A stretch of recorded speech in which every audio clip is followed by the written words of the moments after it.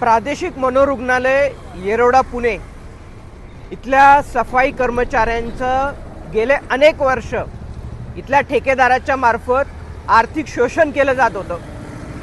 कर्मचाऱ्यांना किमान वेतनापेक्षा कितीतरी कमी, खूप मोठ्या प्रमाणावरती कमी असं त्यांना पगार दिला जात होता। कामगारांची फसवणूक केली जात होती, शासनाची फसवणूक केली जात होती। कामगारांच्या नावाने जो पैसा PF आणि ESIच्या खात्यामध्ये जमा करणं अपेक्षित होतं तो पैसा जमा केला जात नव्हता। कामगारांच्या खोट्या सह्या घेऊन त्यांच्या नावाने ॲडव्हान्स काढला जात होता। या आणि अशा प्रकारच्या अनेक गैरप्रकार इथल्या लोकराज्य जे स्वयंरोजगार सहकारी सेवा संस्था आहे या ठेकेदारांच्या मार्फत या ठिकाणी केला जात होता। आणि याबाबत सातत्यानं आम आदमी कामगार आघाडीचे नेते संजयजी कोणे यांच्या मार्फत या ठिकाणी कामगार आवाज उठवत होते। गेले वर्ष दीड वर्ष याबाबत अनेकदा पत्रव्यवहार हा इथल्या प्रशासनासोबत आम्ही केलेला आहे। आणि असं असूनही या ठेकेदारावरती कारवाई होत नव्हती, त्याला काळ्या यादीत टाकलं जात नव्हतं आणि कामगारांच्या हक्काचा पैसा त्यांना परत दिला जात नव्हता। आणि म्हणून याच्या विरोधामध्ये आमचे संजय कोणे हे कालपासून या ठिकाणी आमरण उपोषणासाठी बसले होते, कामगारांना त्यांचा न्याय हक्क मिळवून देण्यासाठी। आणि या ठेकेदाराला काळ्या यादीत टाकण्याची त्यांची प्रमुख मागणी होती। आणि या आंदोलनाला पाठिंबा देण्यासाठी खूप मोठ्या प्रमाणावरती कामगार बंधू भगिनी या ठिकाणी उपस्थित आहेत। आजचा हा उपोषणाचा दुसरा दिवस आहे, दुसरा दिवस संपत आलेला आहे। गेले 2 दिवस सातत्यानं आम्ही इथल्या प्रशासनाशी चर्चा करतोय आणि या चर्चेचं फलित म्हणजे की या ठेकेदारावरती जे आम्ही भ्रष्टाचाराचे आरोप केले ते भ्रष्टाचाराचे आरोप इथल्या प्रशासनाने मान्य केलेले आहेत।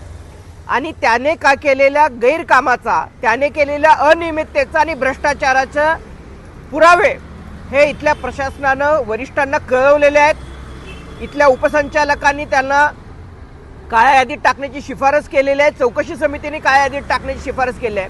आता याच्याबाबतचा निर्णय घेणं बाकी आहे आणि हा निर्णय घेण्यासाठी माननीय आरोग्यमंत्री महोदयांसोबत लवकरच याबाबतची बैठक सर्व वरिष्ठ अधिकाऱ्यांसोबत मुंबईमध्ये लागणार आहे।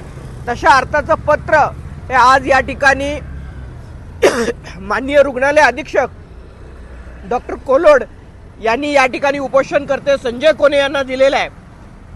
आणि आमची लढाईची पुढचा टप्पा आम्ही गाठलेला आहे। लढाई आता इथे संपलेली नाही, पण लढाईचा पुढचा आणि महत्त्वाचा टप्पा आम्ही गाठलेला आहे। आणि हा महत्त्वाचा टप्पा आता माननीय अतिरिक्त संचालक मानसिक आरोग्य सेवा, माननीय कमिशनर, माननीय सचिव आणि माननीय आरोग्यमंत्री या सर्व प्रमुख लोकांसोबतची पुढची बैठक आमची होणार आहे। या बैठकीमध्ये कामगारांना न्याय मिळावा, 2017 पासून त्यांचं होत असलेलं शोषण थांबावं आणि त्यांचा सर्व फरक हा कामगारांना जमा करावा, तसे आदेश सरकारने काढावे आमची पहिली मागणी असणार आहे। एवढा सगळा गैरकारभार होऊन सुद्धा या ठेकेदाराची बिलं ज्या अधिकाऱ्यांनी काढली त्यांच्यावरती कारवाई व्हावी आमची दुसरी मागणी आहे। आणि तिसरी आमची महत्त्वाची मागणी आहे की या ठेकेदारावरती गुन्हा दाखल होऊन त्याला काळ्या यादीमध्ये टाकावं। या तिन्ही मागण्यांचा पाठपुरावा केल्याशिवाय आणि त्या तडीस नेल्याशिवाय या ठिकाणी आम आदमी कामगार संघटना थांबणार नाही। आणि संजय कोणेंच्या नेतृत्वाखाली या ठिकाणी कामगार हा लढा शेवटपर्यंत नेतील, कामगारांना न्याय मिळवून देतील आणि या भ्रष्ट ठेकेदारावरती कारवाई करतील, हा आम्हाला विश्वास आहे। नमस्कार। खरं तर ह्या लढाईचं सर्व श्रेय म्हणजे कामगारांचं श्रेय असून आणि त्याला साथ देणारे आमचे सर्व पदाधिकारी जसं मोरे सर आहेत, रवी भाऊ आहे, अमित दादा आहे, या सर्वांनी ह्या 2 दिवसात प्रशासनाला सळो की पळो करून सोडलं। परंतु ही लढाई इथं न थांबता या लढाईचा पुढचा टप्पा जसं मोरे सरांनी आम्हाला सांगितलं आणि याला कुठेही कमी न पडता कामगारांच्या प्रत्येक 1 ना 1 रुपयासाठी शेवटच्या क्षणापर्यंत आम्ही भांडत राहू। जोपर्यंत त्यांना मिळणार नाही त्यांचे हक्काचे कष्टाचे पैसे तोपर्यंत अशा अनेक ठेकेदारांना त्यांचा लढा आमच्याबरोबर असेल हे आम्ही सांगतो। त्याचबरोबर इथून पुढं ह्या प्रशासनाने अशा ठेकेदारांना माफ न करता काळ्या यादीत टाकावं आणि कामगारांच्या कष्टाचे पैसे हे कुठल्याच ठेकेदारांनी लुटू नये याच्यासाठी एक कडक कायदा बनवावा प्रशासनाने। त्याचबरोबर प्रकाश आंबेडकर साहेबांना आम्ही सगळे पुरावे सादर करू अख्ख्या शिष्टमंडळासहित, त्यांनी आम्हाला वेळ द्यावा आणि ह्याच्यावर तात्काळ ॲक्शन घ्यावी एवढी विनंती करतो। पण पुन्हा एकदा माझ्या सर्व कामगारांना पक्षाच्या सर्व वरिष्ठ पदाधिकाऱ्यांना इथं आल्याबद्दल सर्वांचे आभार मानतो आणि सर्वांचे धन्यवाद करून हे उपोषण आज आम्ही तुर्तास स्थगित करतोय. हा लढा कायमचा पुढं चालू राहील एवढं मी सांगतो. धन्यवाद.